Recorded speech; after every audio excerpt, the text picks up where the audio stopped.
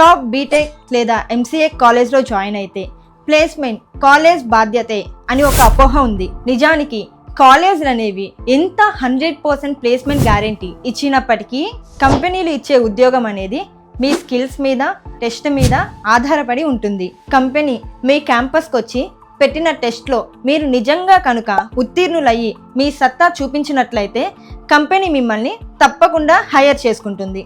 ఏ college కూడా కంపెనీని లక్షల జీతాలతో ఉద్యోగం ఇవ్వమని చెప్పి బలవంతం చెయ్యలేదు కదా.